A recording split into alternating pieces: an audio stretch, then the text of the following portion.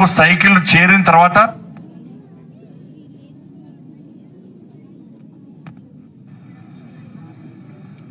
Hello next మళ్ళా వేరే నియోజకవర్గంలో కార్యక్రమం ప్రారంభిస్తాం. అందరికీ సైకిల్ వస్తాయి. ఈ సైకిల్ ఇచ్చేది అధికారులే. ఇది రాజకీయ కార్యక్రమం కాదు, ఇది ప్రభుత్వ పథకము కాదు. నేను సొంతగా వేయడానికి నాకు కోటీశ్వరిని కాదు. చాలా మంది కొన్ని పనుల కోసం నేను కేంద్ర మంత్రిని కాబట్టి మీరు అందరూ గెలిపించాక నరేంద్ర మోడీ గారు కేంద్ర మంత్రి చేశారు కాబట్టి చాలా మంది చిన్న చిన్న పనుల కోసం నాకు వచ్చినప్పుడు మీరు డబ్బు ముఖ్యం కాదు, ఈ డబ్బును ఏం చేయలేరు. కోవిడ్ వచ్చినప్పుడు కోటీశ్వరు కూడా అడ్రస్ లేకుండా చనిపోయాడు. ఏం చేయలేదు, డబ్బు పట్టుకపో మనం. కాబట్టి సమాజం కోసం ఏదో ఒకటి చేయండి.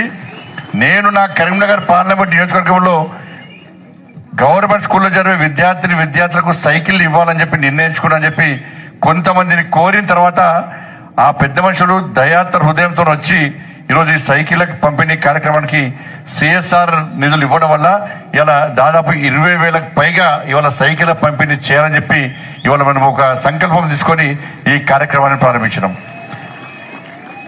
నేను పాదయాత్ర చేస్తున్నా. నాకేంటంటే ఇంతకుముందు కమిషనర్ గారు మంచి విషయాలు చెప్పారు.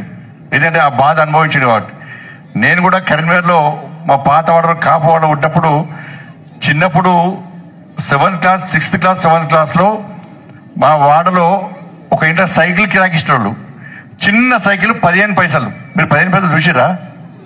15 పైసలు చిన్న సైకిల్, గంట కిరాయి. దానికంటే కొంచెం పెద్ద సైకిల్ 30 పైసలు. ఇప్పుడు నడిపే పెద్ద సైకిల్ ఉంటుంది కదా, అది 50 పైసలు గంటకు.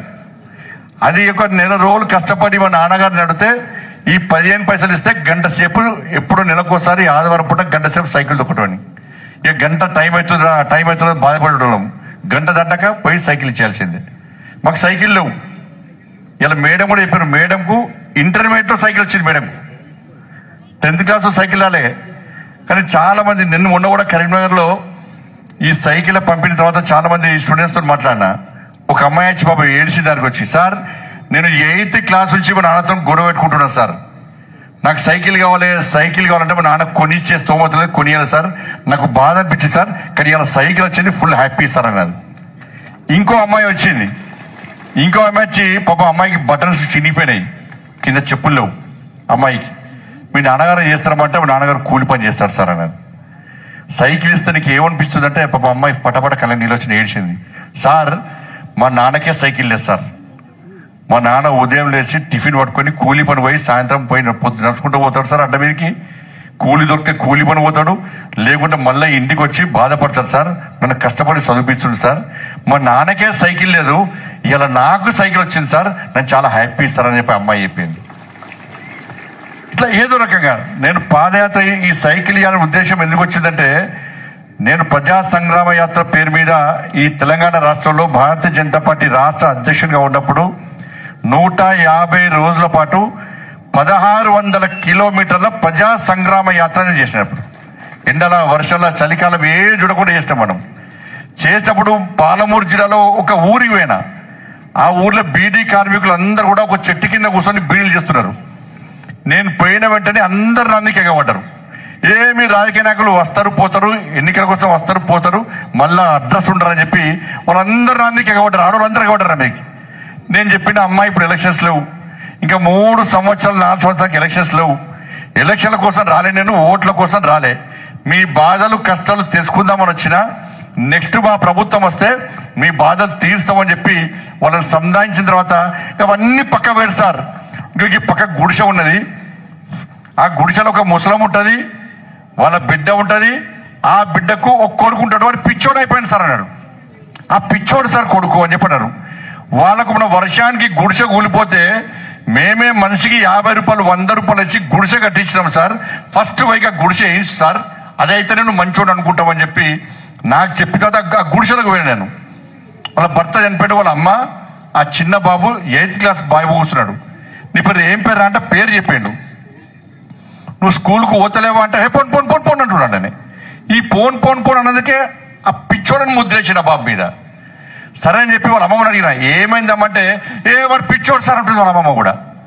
వాళ్ళ అమ్మని అడితే వాళ్ళ అమ్మ కూడా వాళ్ళు పిచ్చిలేసింది సార్ అంటే వాళ్ళ అమ్మ అంటున్నది. కానీ అబ్బాయిని చూస్తే అట్లా లేడు, అబ్బాయి చాలా యాక్టివ్ ఉన్నాడు. వాళ్ళిద్దరిని వాళ్ళ అమ్మను బయటికి పంపించిన నేను అంతను కూర్చున్నా, అరే నువ్వు నేను దోస్తున్నా అబ్బాయి, దోస్తాను ఇస్తే దోస్తు చేస్తావా అంటే చేస్తా అన్నాడు.